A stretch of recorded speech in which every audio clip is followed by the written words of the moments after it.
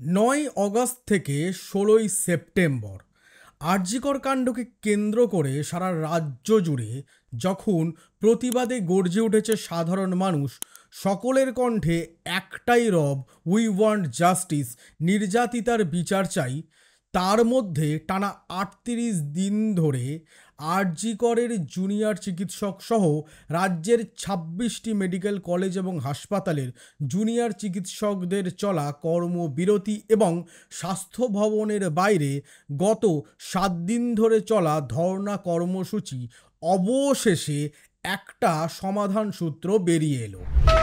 আজ এই শক্তির জায়গা থেকে, এই মনুষ্যত্বের জায়গা থেকে, এই শিরদাঁড়ার জায়গা থেকে সরকার বাধ্য হয়েছে আমাদের দাবিগুলো মেনে নেওয়ার জন্য। অনেক কিছু ওনারা মেনেছেন, তবে মনে রাখতে হবে এখনো কোনো অর্ডার বেরোয়নি। তাই যতক্ষণ না কোনো অর্ডার বেরোচ্ছে আমাদের এই আন্দোলন কিন্তু চলবে এবং ভুলে গেলে চলবে না যে অভয়া ৯ তারিখ অন ডিউটি অবস্থায় যার সাথে এই মর্মান্তিক ঘটনা ঘটে গিয়েছিল, সেই বিচার কাল সুপ্রিম কোর্টে হিয়ারিং আছে, আমাদের চোখ সেদিকেও থাকবে। এবং এই আন্দোলন থেকে আমরা জানিয়ে দিতে চাই যে আমরা কিন্তু কোনো আপোষ করতে আসিনি। ১৬ই সেপ্টেম্বর ২০২৪ এই দিনটি রাজ্যের রাজনৈতিক ইতিহাসে স্বর্ণাক্ষরে লেখা থাকবে আগামী দিনে। কারণ টানা ৩৮ দিন ধরে রাজ্যের জুনিয়র চিকিৎসকদের কর্মবিরতি এবং ধর্ণা কর্মসূচির জেরে অবশেষে শেষ পর্যন্ত রাজ্যের মানবিক মমতা অর্থাৎ মুখ্যমন্ত্রী মমতা বন্দ্যোপাধ্যায়, যার দিদি সুলভ আচরণের জেরেই অবশেষে বেরোলো সমাধান সূত্র। যদিও কালীঘাটের বাড়িতে রাত ১২টা অবধি চলা বৈঠক শেষে যখন ৪২ জন জুনিয়র চিকিৎসকদের প্রতিনিধি দল বাসে করে ফিরলেন স্বাস্থ্য ভবনের বাইরে চলা ধর্ণা কর্মসূচিতে, সেখান থেকে দাঁড়িয়ে তারা বললেন তাদের কাছে ৩৮ দিন পর নতি স্বীকার করল প্রশাসন। আজকে এতদিন পর ৩৮ দিন পর আমাদের যে আন্দোলন, তার পাশে সাধারণ জনগণের যে আন্দোলন, সেই আন্দোলনের চাপে কিন্তু এক প্রকার নতি স্বীকার করল রাজ্য প্রশাসন। যদিও মমতা বন্দ্যোপাধ্যায় সরকার আরও একবার প্রমাণ করলেন যে মুখ্যমন্ত্রীর চেয়ারে মমতা বন্দ্যোপাধ্যায় বলেই রাজ্যের মানুষ মানবিক প্রশাসন আরও একবার দেখতে পেল। কারণ ডাক্তারি পড়ুয়াদের তরফে তোলা ৫টি দাবির মধ্যে প্রথমটি ছাড়া বাদবাকি 4টি দাবি মেনে নিল মমতা বন্দ্যোপাধ্যায়ের সরকার। কিন্তু তার মধ্যে থেকেও যখন মমতা বন্দ্যোপাধ্যায় এই 4 দাবি মেনে নেওয়ার পর ডাক্তারি পড়ুয়া অর্থাৎ জুনিয়র চিকিৎসকদের কাছে তাদের কর্মবিরতি প্রত্যাহার এবং ধর্ণা কর্মসূচি প্রত্যাহার করে কাজে ফেরার জন্য আরও একবার আবেদন জানালেন, সেই আবেদন বদলে গেল জেদে জুনিয়র ডাক্তারদের। জুনিয়র ডাক্তারেরা কালীঘাটে মুখ্যমন্ত্রীর বাড়িতে বৈঠক শেষে নিজেদের ধর্ণা কর্মসূচিতে ফিরে জানালেন যতক্ষণ না তাদের দেওয়া প্রতিশ্রুতি আক্ষরিক অর্থ থেকে বাস্তবে রূপায়িত হচ্ছে এবং একই সঙ্গে ১৭ই সেপ্টেম্বর সুপ্রিম কোর্টের ৩য় শুনানির দিন যদি তারা সদার্থক কোনো রাস্তা দেখতে পান, তারপরেই তারা তাদের কর্মবিরতি এবং ধর্ণা কর্মসূচি প্রত্যাহার করে পুনরায় কাজে ফিরবেন, নচেত ততক্ষণ চলবে তাদের কর্মবিরতি এবং ধর্ণা কর্মসূচি সহ প্রতিবাদ। রিগার্ডিং এখানকার অবস্থান বিক্ষোভ এবং কর্মবিরতির প্রশ্নে আমরা এই কথাগুলো রিটেন এবং মৌখিক ফর্মে পেয়েছি, কিন্তু এগুলো বাস্তবায়িত হতে দিতে হবে।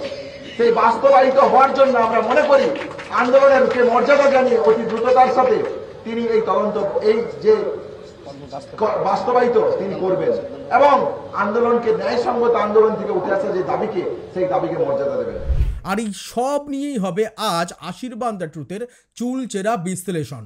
সকাল সকাল আপনি খবরের কাগজের শিরোনামে নিশ্চয়ই দেখতে পেলেন যে জুনিয়র চিকিৎসকদের জয় জয়কার, কিন্তু তার মধ্যে থেকে কোথাও যেন ঢাকা পড়ে গেল বাংলার গদি মিডিয়ায় এবং বাংলার গদি মিডিয়ার নিউজ পেপারে মুখ্যমন্ত্রী মমতা বন্দ্যোপাধ্যায় তথা রাজ্যের দিদি মমতা বন্দ্যোপাধ্যায়ের মানবিকতা, মানবিক প্রশাসকের একটি দিক।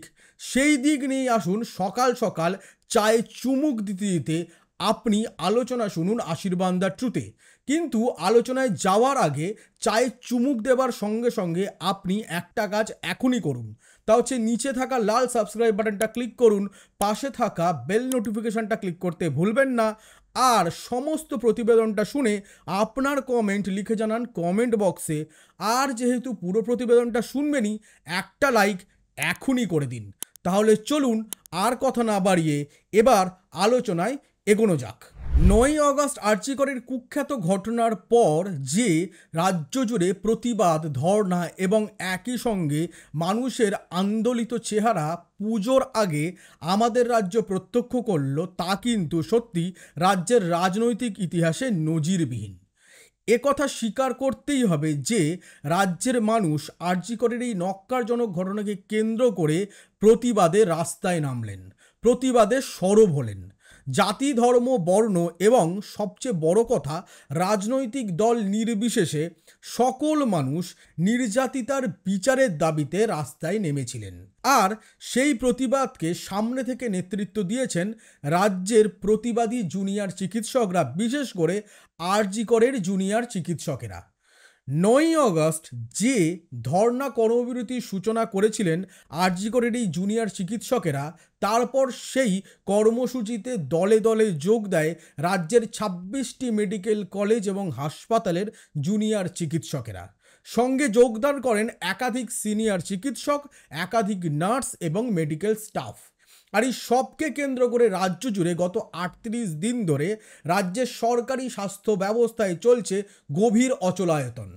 এই অচলায়তন পরিস্থিতি যখন রাজ্য জুড়ে ত্রাহি ত্রাহি রব তুলেছে, বিনা চিকিৎসায় রাজ্যের বিভিন্ন সরকারি হাসপাতালে সরকারি মতে এখনো পর্যন্ত যখন 32 জনের প্রাণও গেল, তার মধ্যেই মুখ্যমন্ত্রী মমতা বন্দ্যোপাধ্যায়ের সরকার, যিনি আমাদের রাজ্যে এবং রাজ্যের মানুষের কাছে নিজেকে দিদি বলে পরিচয় দিতেই সবচেয়ে বেশি স্বচ্ছন্দ বোধ করেন, সেই তৃণমূল কংগ্রেসের নেত্রী তথা মুখ্যমন্ত্রী মমতা বন্দ্যোপাধ্যায় দফায় দফায় সদার্থক ভূমিকায় অবতীর্ণ হন। প্রথম দফায় নবান্নে আন্দোলনরত চিকিৎসক পড়ুয়াদের আলোচনার জন্য ডাকা হয়, কিন্তু লাইভ স্ট্রিমিংকে সামনে রেখে তারা নবান্নে পৌঁছেও শেষমেশ সেই আলোচনা ভেস্তে যায়।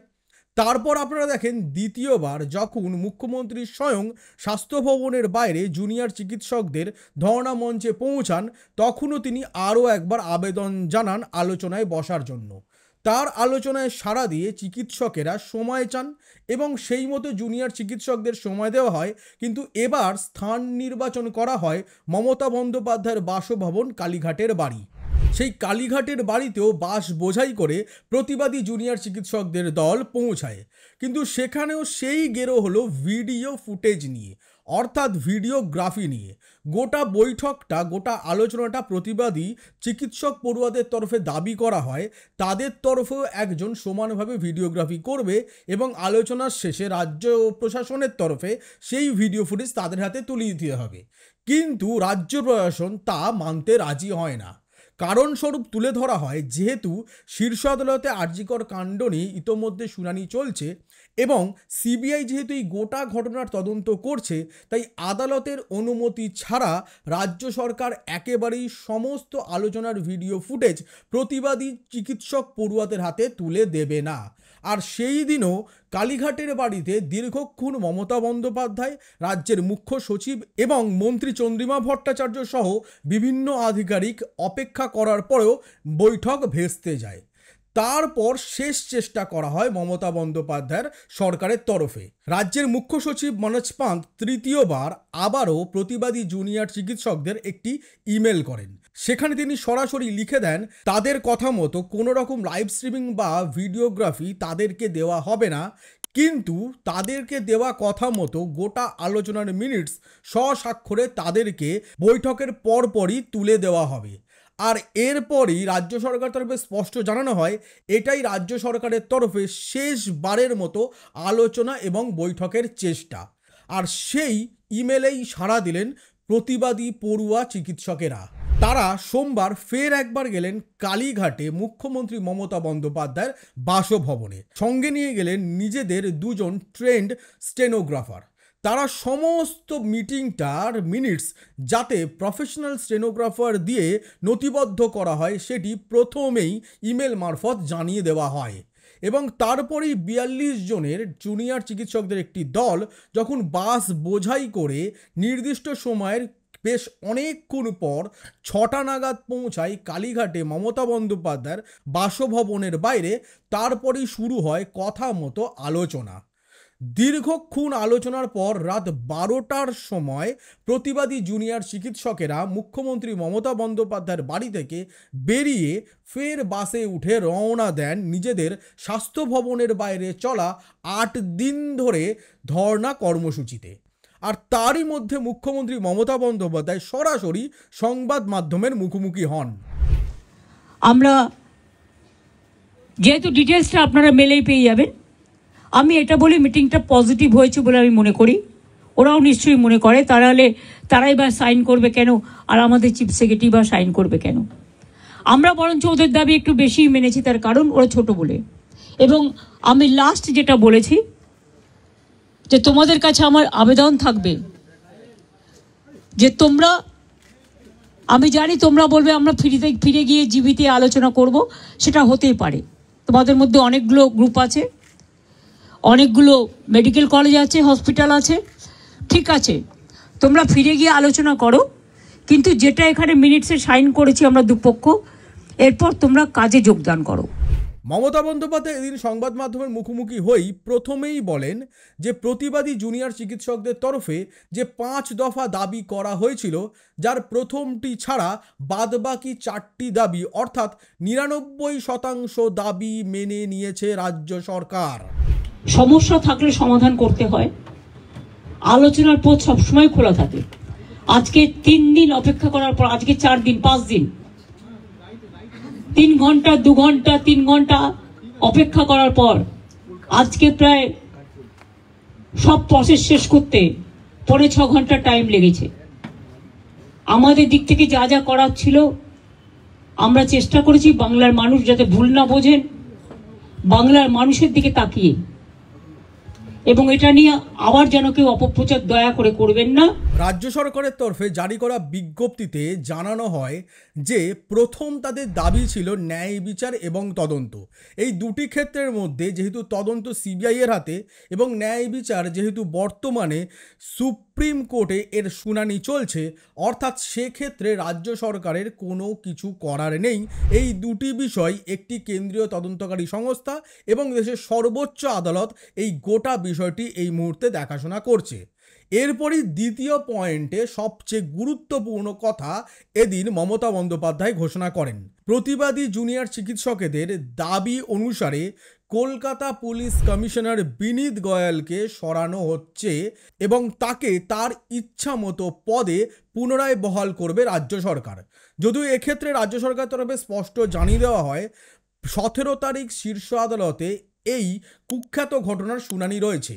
তার জেরে বিকাল 4টের পর বিনীত গোয়েল নিজে হাতে পরবর্তী পুলিশ কমিশনার যিনি হবেন তার হাতে দায়িত্বভার তুলে দেবেন। কলকাতা পুলিশের ডিসি নর্থ অভিষেক গুপ্তকেও তার পদ থেকে সরানো হচ্ছে। একই সঙ্গে তৃতীয় পয়েন্টে জানানো হয় স্বাস্থ্য অধিকর্তা কৌস্তব নায়েক এবং স্বাস্থ্য শিক্ষা অধিকর্তা দেবাশিস হালদারকেও প্রতিবাদী আন্দোলনকারী চিকিৎসক পড়ুয়াদের দাবি মতো সরানো হচ্ছে। এদিন মমতা বন্দ্যোপাধ্যায় এই ঘোষণা করার সময় বলেন, 3টে নাম দিয়েছিল ফ্রম হেলথ ডিপার্টমেন্ট, একটা ডিএমই, একটা ডিএইচএস, আর একটা হেলথের প্রিন্সিপাল সেক্রেটারি।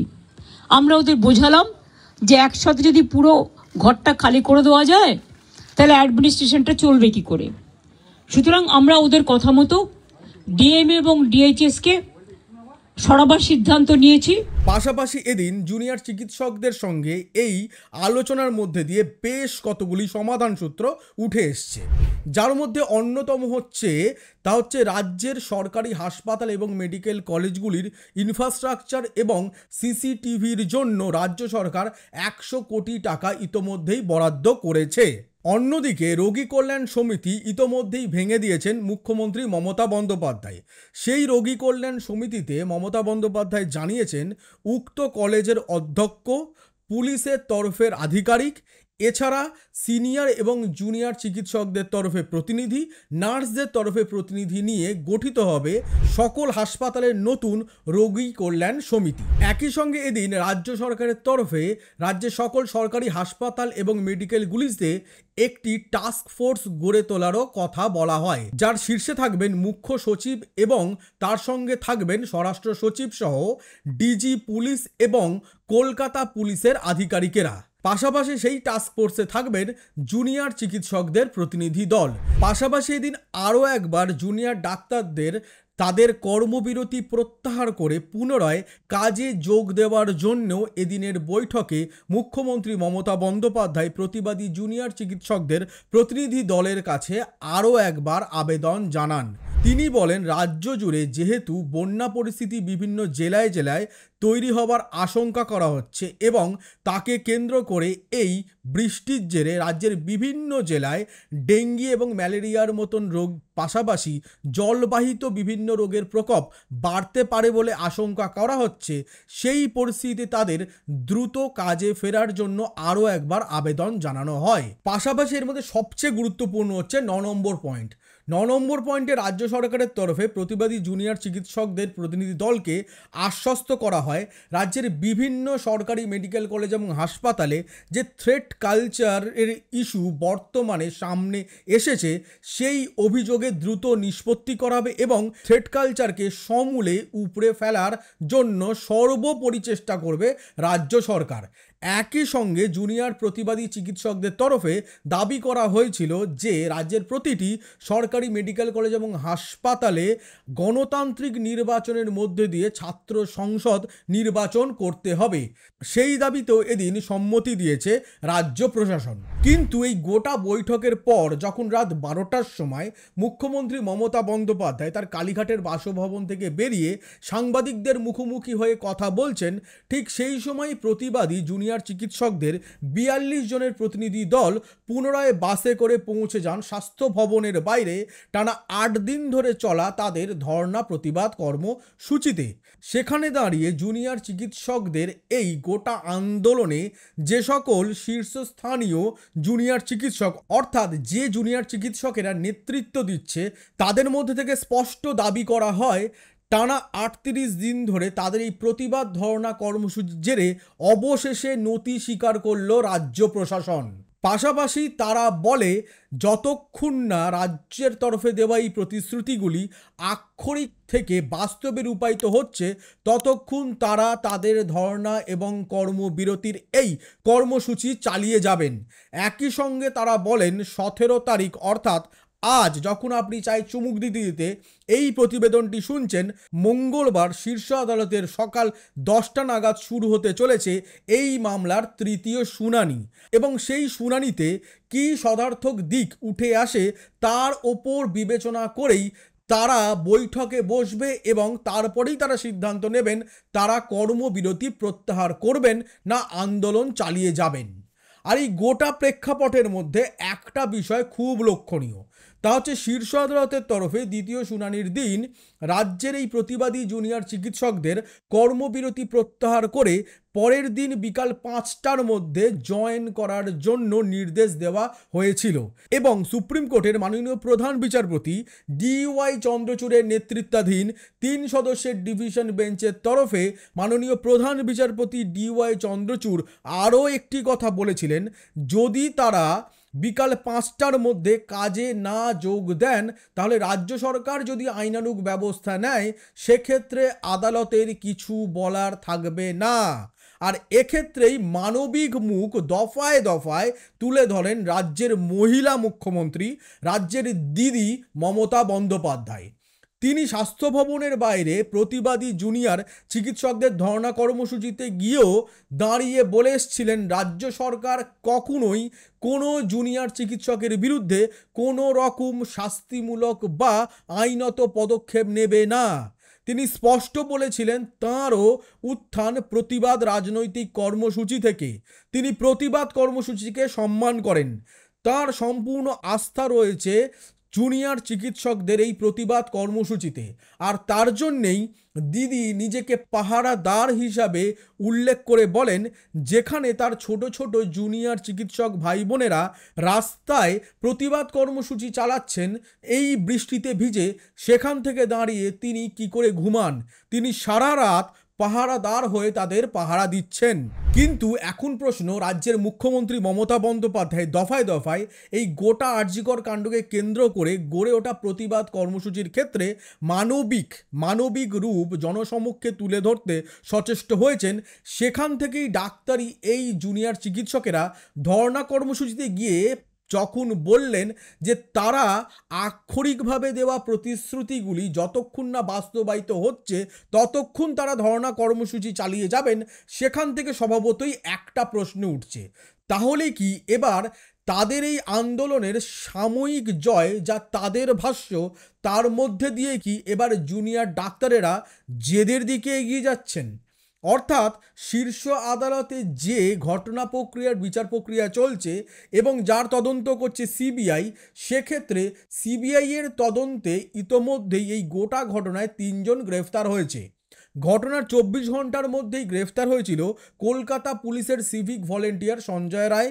এরপরই শনিবার গ্রেফতার হয়েছে আরজিকরের প্রাক্তন অধ্যক্ষ সন্দীপ ঘোষ এবং টালা থানার প্রাক্তন ওসি অভিজিৎ মণ্ডল।